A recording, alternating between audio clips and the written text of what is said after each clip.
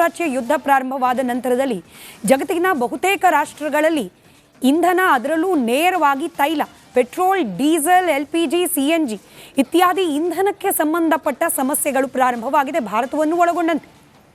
ಅನಿವಾರ್ಯ ಕಾರಣಗಳಿಗಾಗಿ ಪೆಟ್ರೋಲ್ ಹಾಗೆ ಡೀಸೆಲ್ನ ಮೇಲಿನ ಬೆಲೆಯನ್ನು ಕೂಡ ಹೆಚ್ಚು ಮಾಡುವ ಪ್ರಕ್ರಿಯೆ ಕೇವಲ ಭಾರತದಲ್ಲಿ ಮಾತ್ರವಲ್ಲ, ಅಮೆರಿಕಾದಂಥ ದೇಶಗಳಲ್ಲೂ ಕೂಡ ನಡೆದು ಹೋಗಿದೆ. ಅನಿವಾರ್ಯ ಪರಿಸ್ಥಿತಿ ಹೌದು, ಆದರೆ ನಾಗರಿಕರ ಎಕ್ಸ್ಪೆಕ್ಟೇಷನ್, ನಿರೀಕ್ಷೆ ಏನು? ನಮ್ಮ ಮೇಲೆ ಹೊರೆಯಾಗದಂತೆ ನೋಡಿಕೊಳ್ಳೋ ಗುರುತರ ಜವಾಬ್ದಾರಿ ಸರ್ಕಾರಗಳದ್ದು. ಸರ್ಕಾರಗಳು ಅಂದಾಗ ಕೇವಲ ಕೇಂದ್ರ ಸರ್ಕಾರ ಮಾತ್ರನಾ? ರಾಜ್ಯ ಸರ್ಕಾರದ ಪಾತ್ರ ಇಲ್ವಾ? ಇವತ್ತಿಗೆ 10 ದಿನಗಳ ಅಂತರದಲ್ಲಿ 3ನೇ ಬಾರಿಗೆ ಪೆಟ್ರೋಲ್ ಹಾಗೆ ಡೀಸೆಲ್ನ ಬೆಲೆ ಏರಿಕೆ ಆಯಿತು. ಕೇಂದ್ರ ಏನು ಅಬಕಾರಿ ಸುಂಕವನ್ನು ಕೈ ಬಿಡ್ತು, ಅದು ಆಯಿಲ್ ಕಂಪನಿಗಳಿಗೆ ಅನುಕೂಲ ಆಯಿತು. ಹಾಗಾದರೆ ಗ್ರಾಹಕರಿಗೆ, ನಾಗರಿಕರಿಗೆ, ಅದರಲ್ಲೂ ಕನ್ನಡಿಗರಿಗೆ ಹೊರೆಯನ್ನು ಇಳಿಕೆ ಮಾಡುವ ಸಾಧ್ಯತೆಗಳು ಯಾರ ಕೈಲಿದೆ? ಕೇಂದ್ರ ಸರ್ಕಾರದ ಹತ್ರನೂ ಇದೆ, ಆದರೆ ಬಹುದೊಡ್ಡ ಪಾಲು ಸದ್ಯಕ್ಕೆ ಕಣ್ಣಿಗೆ ಕಾಣಿಸ್ತಾ ಇರೋದು ರಾಜ್ಯ ಸರ್ಕಾರ ಪೆಟ್ರೋಲ್ ಹಾಗೆ ಡೀಸೆಲ್ ಮೇಲೆ ಹಾಕುವಂತಹ ಸೇಲ್ಸ್ ಟ್ಯಾಕ್ಸ್. ಇದನ್ನು ಕಡಿಮೆ ಮಾಡುವ ಮೂಲಕ ಕನ್ನಡಿಗರಿಗೆ ಅಟ್ಲೀಸ್ಟ್ ತಾತ್ಕಾಲಿಕವಾಗಿ ಆದರೂ ಈ ಬೆಲೆ ಏರಿಕೆಯ ಬರೆಯಿಂದ ಸ್ವಲ್ಪನಾದರೂ ಹಗುರ ಮಾಡುತ್ತಾ ರಾಜ್ಯ ಸರ್ಕಾರ? ಈ ಪ್ರಶ್ನೆಗೆ ಉತ್ತರವನ್ನು ಕಂಡುಕೊಳ್ಳೋ ಪ್ರಯತ್ನವನ್ನು ಇವತ್ತಿನ ಮಹಾಭಾರತ ಚರ್ಚಾ ಕಾರ್ಯಕ್ರಮದಲ್ಲಿ ಮಾಡ್ತಾ ಹೋಗೋಣ. ಚರ್ಚೆ ಪ್ರಾರಂಭಕ್ಕೆ ಮುಂಚೆ ಈ ಬಗ್ಗೆ ಒಂದು ವರದಿ ನಿಮ್ಮ ಮುಂದೆ.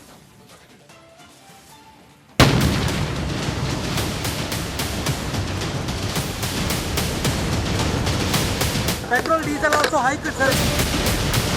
ಯುದ್ಧದಿಂದ ತೈಲ ಪೂರೈಕೆಯಾಗದೆ ಸಂಕಷ್ಟದಲ್ಲಿ ಸಿಲುಕಿದ್ದ ಆಯಿಲ್ ಕಂಪನಿಗಳು ಇದೇ ತಿಂಗಳು ಮೇ 15ರಂದು ಪೆಟ್ರೋಲ್, ಡೀಸೆಲ್ ದರದಲ್ಲಿ ತಲಾ ₹3 ಏರಿಕೆ ಮಾಡಿದ್ವು. 4 ದಿನಗಳ ಬಳಿಕ ಪೆಟ್ರೋಲ್ ದರದಲ್ಲಿ 87 ಪೈಸೆ, ಡೀಸೆಲ್ ದರದಲ್ಲಿ 91 ಪೈಸೆ ಹೆಚ್ಚಿಸಿದ್ವು. ಇದೀಗ 3ನೇ ಬಾರಿಗೆ ದರ ಏರಿಸಿರೋ ತೈಲ ಕಂಪನಿಗಳು ಪೆಟ್ರೋಲ್ ದರದಲ್ಲಿ 87 ಪೈಸೆ, ಡೀಸೆಲ್ ದರದಲ್ಲಿ 91 ಪೈಸೆ ಹೆಚ್ಚಿಸಿ ಶಾಕ್ ಕೊಟ್ಟಿವೆ.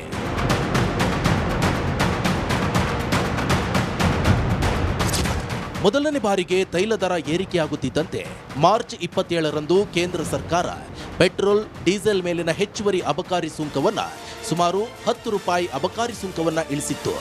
ಇದೇ ರೀತಿ ರಾಜ್ಯದಲ್ಲೂ ಕಾಂಗ್ರೆಸ್ ಸರ್ಕಾರ ಪೆಟ್ರೋಲ್, ಡೀಸೆಲ್ ಮೇಲಿನ ತೆರಿಗೆ ಪ್ರಮಾಣವನ್ನ ಇಳಿಸುವ ಅವಕಾಶವಿದೆ.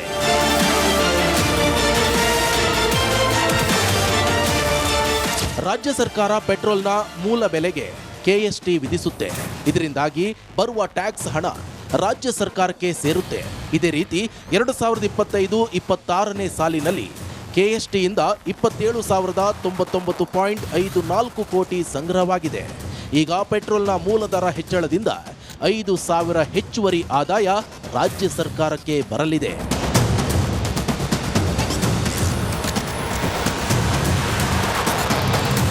ಕೇಂದ್ರ ಸರ್ಕಾರ ಅಬಕಾರಿ ಸುಂಕ ಇಳಿಸಿ ತೈಲ ಕಂಪನಿಗಳಿಗೆ ಹೊರೆ ಹಗುರ ಮಾಡಿದೆ. ಈಗ ರಾಜ್ಯ ಸರ್ಕಾರವು ಒಂದು ಹೆಜ್ಜೆ ಮುಂದಿಡಲಿದೆ. ಬೆಲೆ ಏರಿಕೆಯಿಂದ ಬರುತ್ತಿರುವ ಹೆಚ್ಚುವರಿ ಆದಾಯದಲ್ಲಿ ಕನ್ನಡಿಗರಿಗೆ ಸ್ವಲ್ಪ ಹೊರೆ ಇಳಿಸಲಿ ಅನ್ನೋ ಕೂಗು ಕೇಳೋಕೆ ಸಿಕ್ಕಿದೆ. ರಾಜ್ಯ ಸರ್ಕಾರ ಈ ಧಾರಾಳತೆ ತೋರುತ್ತಾ ಕನ್ನಡಿಗರ ಹೊರೆ ಇಳಿಸುತ್ತಾ, ಇಲ್ಲ ಹೆಚ್ಚುವರಿ ಸಂಗ್ರಹ ತೆರಿಗೆಯನ್ನಾದರೂ ಜನರ ಅಭಿವೃದ್ಧಿಗೆ ಬಳಸೋ ಪಣ ತೊಡುತ್ತಾ? ಬನ್ನಿ ಚರ್ಚೆ ಮಾಡೋಣ.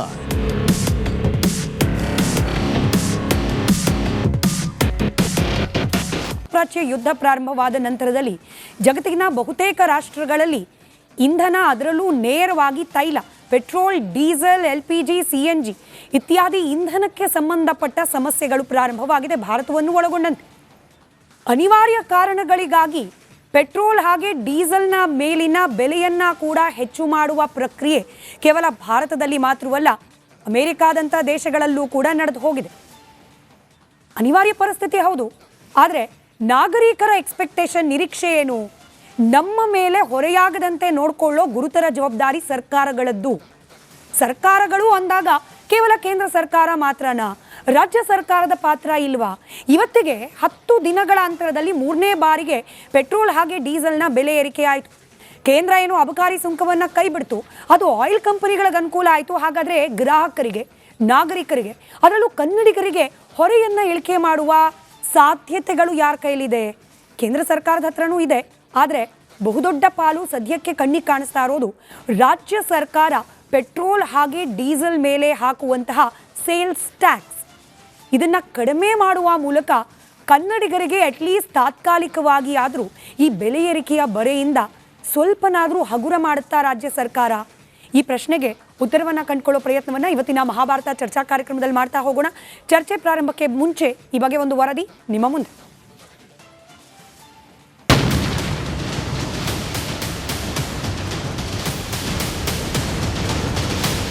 Petrol, diesel also hiked, sir. ಯುದ್ಧದಿಂದ ತೈಲ ಪೂರೈಕೆಯಾಗದೆ ಸಂಕಷ್ಟದಲ್ಲಿ ಸಿಲುಕಿದ್ದ ಆಯಿಲ್ ಕಂಪನಿಗಳು ಇದೇ ತಿಂಗಳು ಮೇ 15ರಂದು ಪೆಟ್ರೋಲ್ ಡೀಸೆಲ್ ದರದಲ್ಲಿ ತಲಾ ₹3 ಏರಿಕೆ ಮಾಡಿದ್ವು. 4 ದಿನಗಳ ಬಳಿಕ ಪೆಟ್ರೋಲ್ ದರದಲ್ಲಿ 87 ಪೈಸೆ, ಡೀಸೆಲ್ ದರದಲ್ಲಿ 91 ಪೈಸೆ ಹೆಚ್ಚಿಸಿದ್ವು. ಇದೀಗ ಮೂರನೇ ಬಾರಿಗೆ ದರ ಏರಿಸಿರೋ ತೈಲ ಕಂಪನಿಗಳು ಪೆಟ್ರೋಲ್ ದರದಲ್ಲಿ 87 ಪೈಸೆ, ಡೀಸೆಲ್ ದರದಲ್ಲಿ 91 ಪೈಸೆ ಹೆಚ್ಚಿಸಿ ಶಾಕ್ ಕೊಟ್ಟಿವೆ.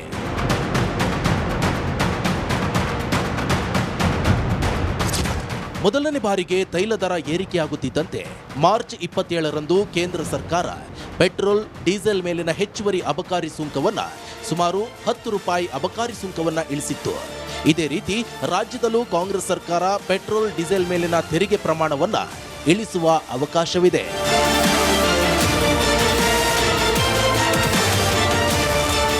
ರಾಜ್ಯ ಸರ್ಕಾರ ಪೆಟ್ರೋಲ್ನ ಮೂಲ ಬೆಲೆಗೆ KST ವಿಧಿಸುತ್ತೆ. ಇದರಿಂದಾಗಿ ಬರುವ ಟ್ಯಾಕ್ಸ್ ಹಣ ರಾಜ್ಯ ಸರ್ಕಾರಕ್ಕೆ ಸೇರುತ್ತೆ. ಇದೇ ರೀತಿ 2025-26ನೇ ಸಾಲಿನಲ್ಲಿ KSTಯಿಂದ 27,099.54 ಕೋಟಿ ಸಂಗ್ರಹವಾಗಿದೆ. ಈಗ ಪೆಟ್ರೋಲ್ನ ಮೂಲ ದರ ಹೆಚ್ಚಳದಿಂದ 5,000 ಹೆಚ್ಚುವರಿ ಆದಾಯ ರಾಜ್ಯ ಸರ್ಕಾರಕ್ಕೆ ಬರಲಿದೆ.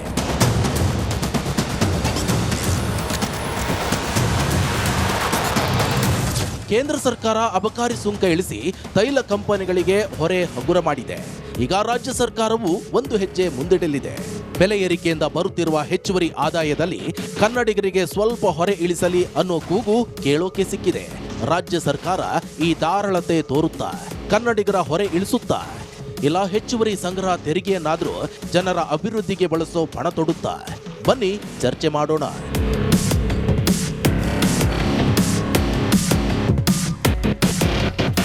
ಪ್ರಾಚ್ಯ ಯುದ್ಧ ಪ್ರಾರಂಭವಾದ ನಂತರದಲ್ಲಿ ಜಗತ್ತಿನ ಬಹುತೇಕ ರಾಷ್ಟ್ರಗಳಲ್ಲಿ ಇಂಧನ, ಅದರಲ್ಲೂ ನೇರವಾಗಿ ತೈಲ, ಪೆಟ್ರೋಲ್, ಡೀಸೆಲ್, LPG, CNG ಇತ್ಯಾದಿ ಇಂಧನಕ್ಕೆ ಸಂಬಂಧಪಟ್ಟ ಸಮಸ್ಯೆಗಳು ಪ್ರಾರಂಭವಾಗಿದೆ, ಭಾರತವನ್ನು ಒಳಗೊಂಡಂತೆ.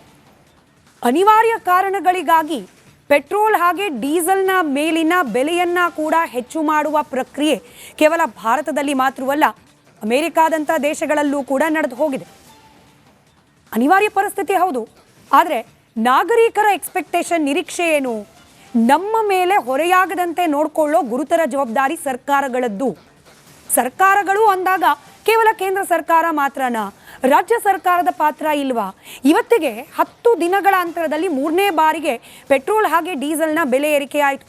ಕೇಂದ್ರ ಏನು ಅಬಕಾರಿ ಸುಂಕವನ್ನು ಕೈ ಬಿಡ್ತು, ಅದು ಆಯಿಲ್ ಕಂಪನಿಗಳಿಗೆ ಅನುಕೂಲ ಆಯಿತು. ಹಾಗಾದರೆ ಗ್ರಾಹಕರಿಗೆ, ನಾಗರಿಕರಿಗೆ, ಅದರಲ್ಲೂ ಕನ್ನಡಿಗರಿಗೆ ಹೊರೆಯನ್ನು ಇಳಿಕೆ ಮಾಡುವ ಸಾಧ್ಯತೆಗಳು ಯಾರ ಕೈಲಿದೆ? ಕೇಂದ್ರ ಸರ್ಕಾರದ ಹತ್ರನೂ ಇದೆ. ಆದರೆ ಬಹುದೊಡ್ಡ ಪಾಲು ಸದ್ಯಕ್ಕೆ ಕಣ್ಣಿಗೆ ಕಾಣಿಸ್ತಾ ಇರೋದು ರಾಜ್ಯ ಸರ್ಕಾರ ಪೆಟ್ರೋಲ್ ಹಾಗೆ ಡೀಸೆಲ್ ಮೇಲೆ ಹಾಕುವಂತಹ ಸೇಲ್ಸ್ ಟ್ಯಾಕ್ಸ್, ಇದನ್ನು ಕಡಿಮೆ ಮಾಡುವ ಮೂಲಕ ಕನ್ನಡಿಗರಿಗೆ ಅಟ್ಲೀಸ್ಟ್ ತಾತ್ಕಾಲಿಕವಾಗಿ ಆದರೂ ಈ ಬೆಲೆ ಏರಿಕೆಯ ಬರೆಯಿಂದ ಸ್ವಲ್ಪನಾದರೂ ಹಗುರ ಮಾಡುತ್ತಾ ರಾಜ್ಯ ಸರ್ಕಾರ? ಈ ಪ್ರಶ್ನೆಗೆ ಉತ್ತರವನ್ನು ಕಂಡುಕೊಳ್ಳೋ ಪ್ರಯತ್ನವನ್ನು ಇವತ್ತಿನ ಮಹಾಭಾರತ ಚರ್ಚಾ ಕಾರ್ಯಕ್ರಮದಲ್ಲಿ ಮಾಡ್ತಾ ಹೋಗೋಣ. ಚರ್ಚೆ ಪ್ರಾರಂಭಕ್ಕೆ ಮುಂಚೆ ಈ ಬಗ್ಗೆ ಒಂದು ವರದಿ ನಿಮ್ಮ ಮುಂದೆ.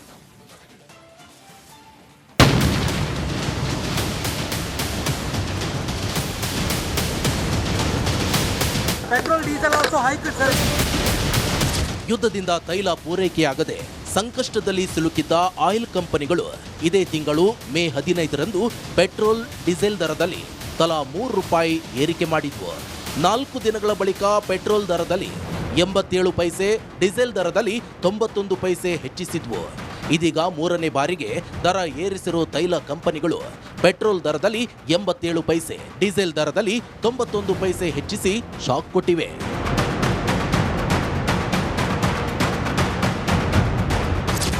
ಮೊದಲನೇ ಬಾರಿಗೆ ತೈಲ ದರ ಏರಿಕೆಯಾಗುತ್ತಿದ್ದಂತೆ ಮಾರ್ಚ್ 27ರಂದು ಕೇಂದ್ರ ಸರ್ಕಾರ ಪೆಟ್ರೋಲ್ ಡೀಸೆಲ್ ಮೇಲಿನ ಹೆಚ್ಚುವರಿ ಅಬಕಾರಿ ಸುಂಕವನ್ನ ಸುಮಾರು ₹10 ಅಬಕಾರಿ ಸುಂಕವನ್ನ ಇಳಿಸಿತ್ತು. ಇದೇ ರೀತಿ ರಾಜ್ಯದಲ್ಲೂ ಕಾಂಗ್ರೆಸ್ ಸರ್ಕಾರ ಪೆಟ್ರೋಲ್ ಡೀಸೆಲ್ ಮೇಲಿನ ತೆರಿಗೆ ಪ್ರಮಾಣವನ್ನ ಇಳಿಸುವ ಅವಕಾಶವಿದೆ.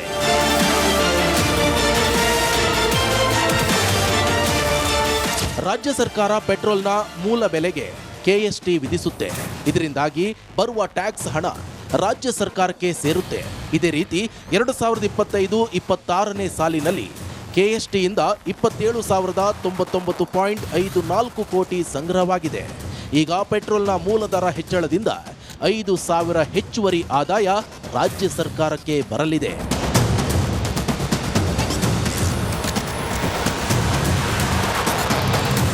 ಕೇಂದ್ರ ಸರ್ಕಾರ ಅಬಕಾರಿ ಸುಂಕ ಇಳಿಸಿ ತೈಲ ಕಂಪನಿಗಳಿಗೆ ಹೊರೆ ಹಗುರ ಮಾಡಿದೆ. ಈಗ ರಾಜ್ಯ ಸರ್ಕಾರವು ಒಂದು ಹೆಜ್ಜೆ ಮುಂದಿಡಲಿದೆ. ಬೆಲೆ ಏರಿಕೆಯಿಂದ ಬರುತ್ತಿರುವ ಹೆಚ್ಚುವರಿ ಆದಾಯದಲ್ಲಿ ಕನ್ನಡಿಗರಿಗೆ ಸ್ವಲ್ಪ ಹೊರೆ ಇಳಿಸಲಿ ಅನ್ನೋ ಕೂಗು ಕೇಳೋಕೆ ಸಿಕ್ಕಿದೆ. ರಾಜ್ಯ ಸರ್ಕಾರ ಈ ಧಾರಾಳತೆ ತೋರುತ್ತಾ ಕನ್ನಡಿಗರ ಹೊರೆ ಇಳಿಸುತ್ತಾ ಇಲ್ಲ ಹೆಚ್ಚುವರಿ ಸಂಗ್ರಹ ತೆರಿಗೆಯನ್ನಾದರೂ ಜನರ ಅಭಿವೃದ್ಧಿಗೆ ಬಳಸೋ ಪಣ ತೊಡುತ್ತಾ? ಬನ್ನಿ ಚರ್ಚೆ ಮಾಡೋಣ.